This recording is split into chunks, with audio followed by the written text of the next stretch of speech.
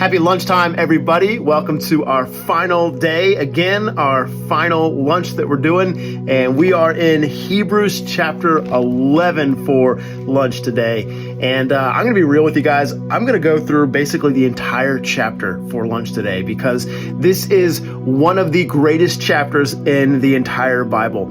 Oftentimes, it's called the Hall of Fame chapter. Like if you've ever been to a Hall of Fame before, you'll see a picture of somebody and you'll see the next generation and the next generation and the next generation, and you'll see all of these Hall of Famers lined up, and you can just walk down and read about them and be encouraged by what they were able to do. It's really, really cool if you go to a Hall of Fame for like baseball or football.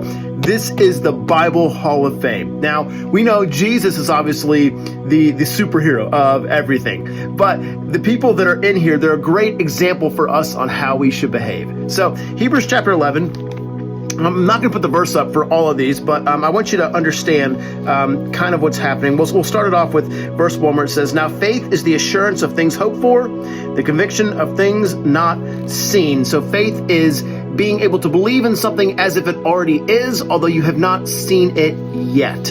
And faith is a big step right there. And there's some people in the Bible that really did a great job when it came to faith steps. So let's roll through some of them. In verse 4, it says, "By faith Abel offered up to God." Verse 5, "By faith Enoch was taken up." Going on in verse 8, "By faith Abraham offered when he was called." In verse 11, "By faith Sarah herself received power to conceive." In verse 23, "By faith Moses when he was born was hidden."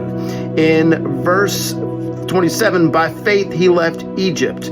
In verse 29, "By faith the people crossed the Red Sea." Verse 31, "By faith Rahab the prostitute did not perish." In verse 30, going back one because I skipped it, "By faith the walls of Jericho fell down." And you go through all of these, and then in verse 32, you get to like this fast forward list of them all. It says, by faith it was Gideon, it was Barak, it was Samson, it was Jephthah, it was David, it was Samuel, all the prophets. It goes through all of these people and their faith steps. Now, at first glance, you might go, man, I wish I could be like all these people. I wish I could have the faith like that. And it's a great inspiration for us to have that kind of faith, especially when we're talking about going through breakthroughs. But look at the common thread that all of these people had. It says this in verse 39. "And all these," so all the peoples that we just talked about, "though commended through their faith, did not receive what was promised." And that's pretty interesting right there, because every single one of these, while they may have had some breakthroughs that happened, and praise God for that, all of them had moments where things fell short of what their faith thought they would see. Every single one of them, as verse 39 says, did not receive what was promised. But that's only half the phrase right there. It's not that God let them down, because verse 40 says, "Since God had provided something better for us, that apart from us, they should not be made perfect." That God, in his infinite wisdom, although these people had an idea of what they wanted in faith, there were times where God said, you actually don't want that because I have something better for you. And what we know is that we have the faith that God is going to do something phenomenal in our life. And he has done phenomenal things. But what do you do when the breakthrough doesn't happen?